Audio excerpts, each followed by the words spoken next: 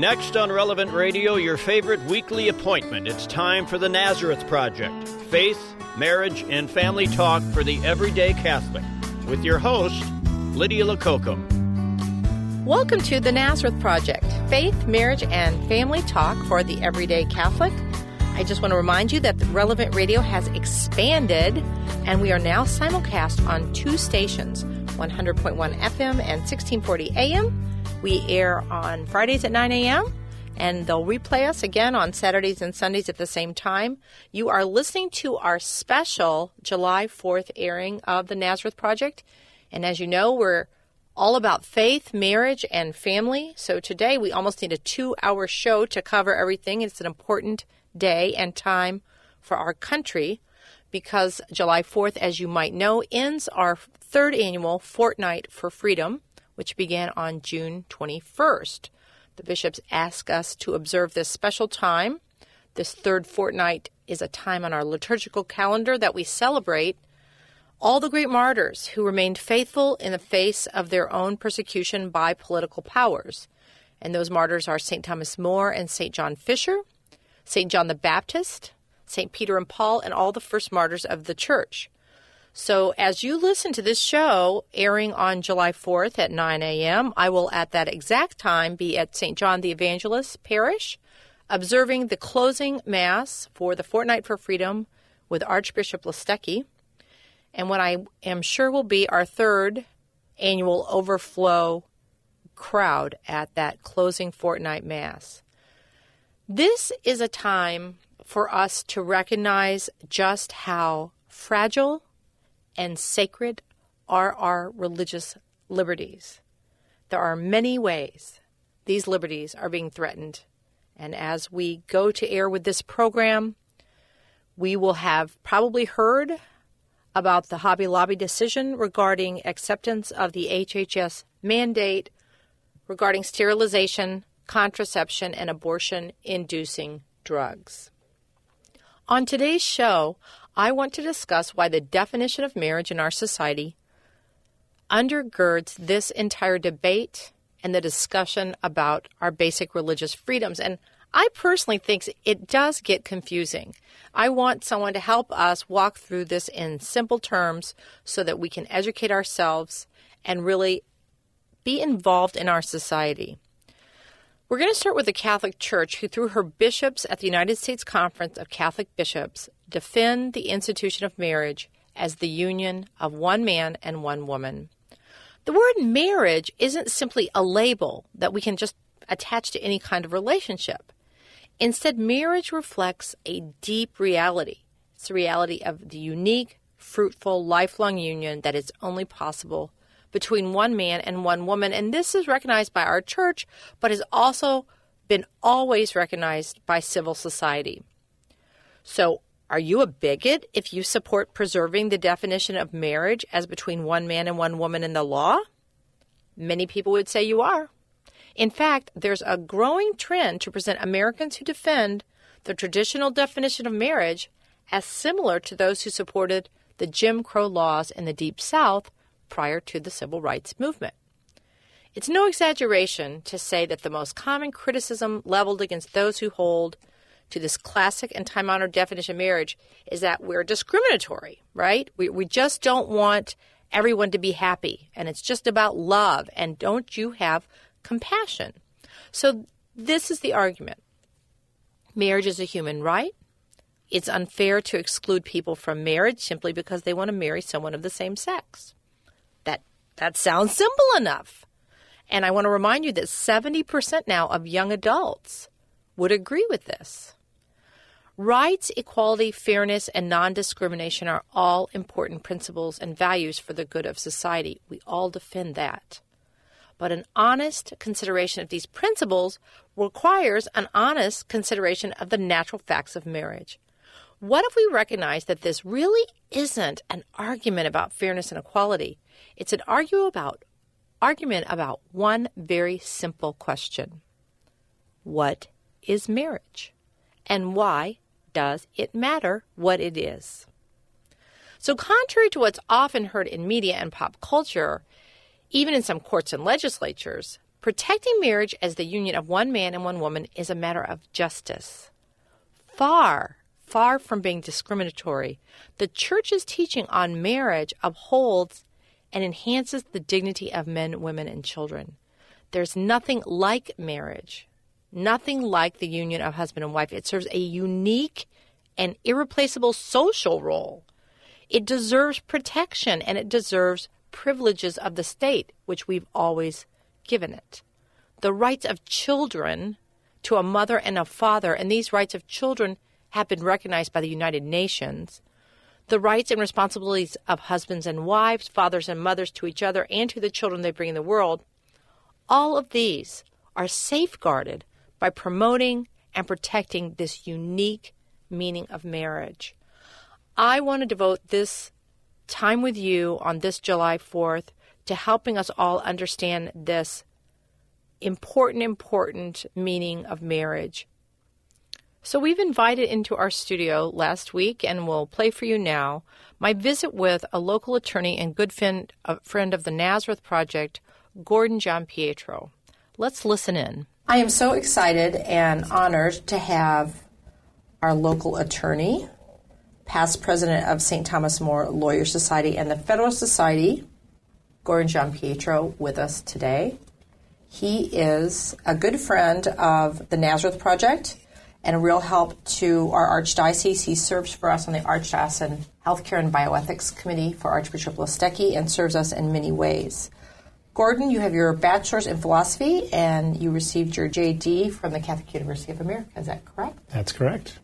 But what's more interesting, and I'm going to go through this quickly because I want to get to our topic, but I find it fascinating that you're the youngest of 11 children.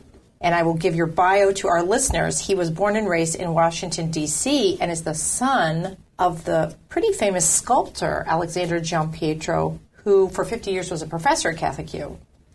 And he has a sister who is a contemplative Benedictine nun in Connecticut, and a brother who I know well, who is a priest in the Order of St. Basil, who's on his own a philosopher and the academic dean at St. Patrick's Seminary in San Francisco. So all his siblings live all over the country and are involved in art and music and literature. And Gordon, you're an attorney. Well, my parents weren't perfect. What's your defense? But we need you today because today this show is airing on July 4th. And as we tape this show before July 4th, we are awaiting the Hobby Lobby decision. Hopefully when this show airs, we will have had that decision. And when I walked into the studio today, I looked at you and said, so pretty much all of Western civilization is riding on this coming decision. Is that grandioso hyperbole? No, it's absolutely right. Because why? It's absolutely right because if you think about this administration's attack on religious freedom, which is enshrined in the First Amendment, you basically understand that if that falls, it's fair game for anything else. And so the reality is if this government can dictate to people of faith how they have to act in their own businesses, in their own churches, and in their own lives, it can pretty much tell anybody, religious or not religious, what to do. And that's really why this is such an important case. And we actually have no idea, truthfully, which way it's going to go. Is that correct? We don't. It's always hard to read the tea leaves from oral argument in Supreme Court cases because sometimes you'll have one justice who may be on your side philosophically, but will ask difficult questions. And so from looking at the oral argument, it's really hard to predict where the justices are. There were some difficult questions from justices you'd think would be sympathetic to our view of things, and there were some softball questions from justices that you would think would not be. And so it's hard to predict from oral argument where things are going. Suffice to say, it's going to be a fractured decision. There'll be a multitude of different opinions. At the end of the day, what does it add up to? We'll have to see. And as you indicated, that decision may come down today. It may come down next week on the 2nd. On Tuesday. I'm going to get everything reversed. So before we start, if your listeners wanted to educate themselves on this subject, you were naming a good website. We both agreed that the United States Conference of Catholic Bishops.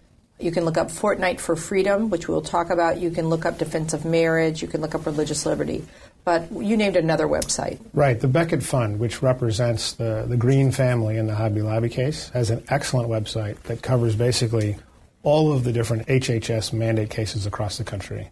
And so that is an excellent resource to understand really what's at stake and how this decision will affect all of those cases across the country.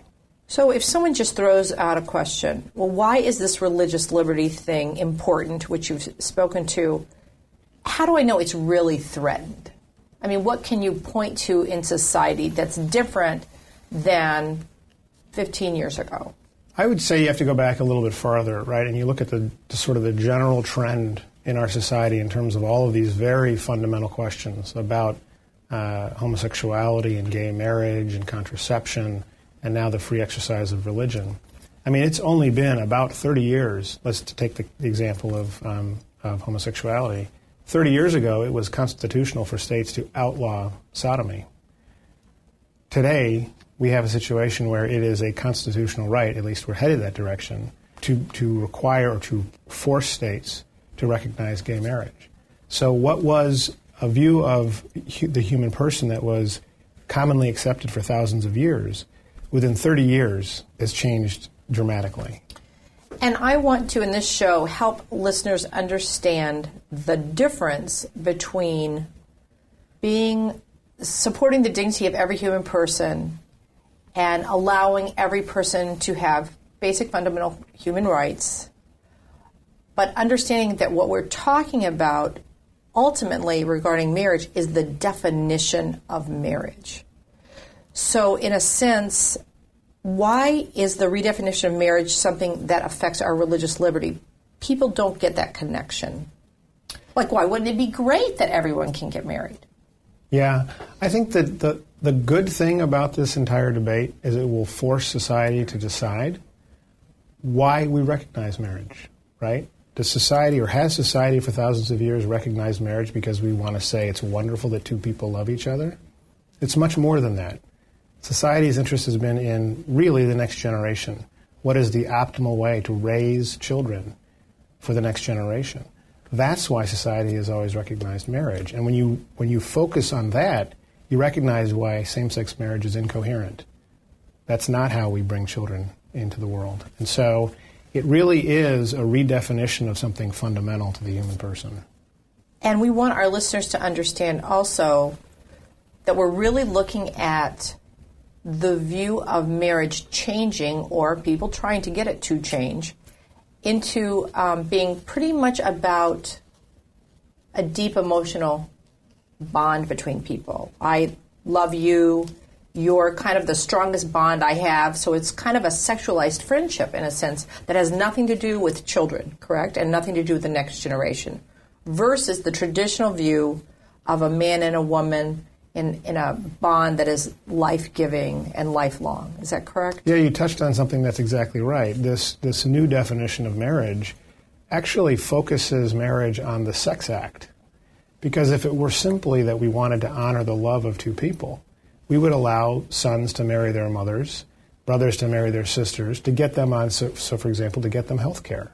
Isn't that a beautiful thing? Doesn't society think that would be a great thing? If a sister could get her brother on health care. But if this passes, isn't that, if you read Robert George's What is Marriage? Man and a Woman, a Defense, which we want to encourage our listeners to pick up, the secular argument, he makes that argument that if we redefine marriage this way, then isn't everything open? And that's why it undermines the very idea of marriage. Could 3 people be married? Why not? Could a brother and sister be married? Why not? And the only limit on that, which is what the proponents of same-sex marriage would push, is some sort of verification that the two people are having sex. And so we've reduced marriage to really the sex act, which is incoherent. Society has never really had a concern about the sex act. It's had a concern about the next generation. So it's intimately involved with procreation. On a deeper level, I don't want to get too in the weeds, but I think it's so important every opportunity we have. In what way, you mentioned the kind of view of the person, in what way have we based a lot of our laws on a view of the person and natural law? and that we are philosophically now moving away from that. I mean, is that important? Absolutely. There's an incoherence in the current culture. And on the one hand, there's this notion of radical individual autonomy. I can do whatever the heck I want. But by the same token, there's this countervailing view, which is, and you, the rest of society, while you may disagree with what I'm doing, you have to honor it, you have to pay for it, you have to support it. That's simply incoherent, and it's never been the case in mankind. The better way would be, if you're going to require me to be your brother and care for you, you're going to let me have a say in what is the good life and what is right and what is wrong. That's very dangerous. Now, what is civil society? It's a compromise. It's a compromise between the values of society at large and the freedom of individuals to disagree with those values and live peacefully. Whereas where we're headed now, if you take the opposite view of the dominant culture, you are a hater, in the words that the kids use today. And so you're not given that freedom and that space to act according to your own conscience. Well, earlier in the show, I referred to the situation that will happen should marriage be redefined, should homosexuality, in a sense, become a civil right, which I've heard a million people say that can never happen, and here's why it can never happen, and race is not gender. But no offense for a non-legal person, I see it happening. So the lawyers told me, that can never happen because the Supreme Court will never, and it's very complicated. But I see it happening. If that happens, Robert George, the Harvard law professor who has written so much on marriage, argues that people who defend traditional marriage will then be seen as having been on the wrong side of history. Much like, as I mentioned earlier in the show, the people who defended the Jim Crow laws in the Deep South during the Civil Rights Movement. And therefore, if this does become a civil right, those people, I will include myself, but people in future generations will be excluded from editorial boards of major newspapers. They will be excluded from academic positions. They will be marginalized from society as bigots, as you were wrong. Is that true? Again, is Rome on fire and I'm the only one who sees it? But is that possible? No, Rome is on fire. You're absolutely right about the brilliance of that side of the aisle's approach. They have tied homosexuality to race, and if you oppose homosexuality, you're a bigot. It's brilliant or diabolical, depending on your approach, because it's successful. No one wants to be a hater. No one wants to be a bigot. I don't want to be a hater. No, neither do I. Right. But if forced to embrace that... But I want to defend a marriage. Absolutely. But you're exactly right. And I think that's why the Hobby Lobby case is so important, because if the government can force religious people to violate their conscience, it can force anyone to violate anything. So, for example, let's say in the context of if Hobby Lobby loses, and the First Amendment is no impediment to keeping the government from dictating how you're going to behave in your business, in your home, in your church. And just say the Hobby Lobby the government would force... Basically, businesses or individuals who own businesses to violate their own conscience and provide contraception or abortifacients to their employees at their expense. And so it's a very precise, coercive threat from the government. My point is, if the First Amendment fails to protect religious people, there is no other constitutional right that would protect a non-religious person from being coerced regarding any number of things, right? So, for example, the government decides because of, concerns about the climate or overpopulation, families can only have 2 kids. The government says, if you're pregnant with your 3rd child, you must have an abortion. What constitutional right is that person going to say protects them from that legislation? There isn't one. If the First Amendment's been killed, there's nothing else to protect those individuals. And somebody listening could say, oh my gosh, that could never happen. Oh wait, that happens right now in China. Absolutely. And you think, going back to the founders of this country, they would be shocked to think that it's a constitutional right to kill an unborn child. It's a constitutional right to marry a person of the same sex. This would be insane to them. And yet, that's where we find ourselves. Well, this is airing on the last day of the Fortnight for Freedom, which the USCCB, this is our 3rd year. It began on June 21st. It holds up as examples martyrs who faced the persecution by political powers of their time, and two of them were St. Thomas More and St. John Fisher. And if you think about it, they were literally martyred, actually, for the redefinition of marriage, because Henry VIII wanted to remarry, and they would not recognize him as the head of the church. And that was a redefinition. I mean, marriage at that time was the issue. And Thomas More did not want to die, did he? He fought very hard to maneuver in any way he could not to be martyred, and yet went to his death to follow his conscience and to follow his God. Do you think those times are coming? I think we always have to be prepared for them. Is it going to happen this year or next year? It's hard to say. But I think at the end of the day, we have reached a point of we've moved beyond civil society. When the government doesn't allow people that disagree with it to live in peace, what options are you giving those people to carry on? I mean, I hate to say it, but we've moved into a post-rational world. It is not a place where you are allowed to disagree respectfully and peacefully and go on with your life. You're actually being coerced by the government. So it sounds alarmist, it sounds crazy, but we're entering a very dangerous time in our history.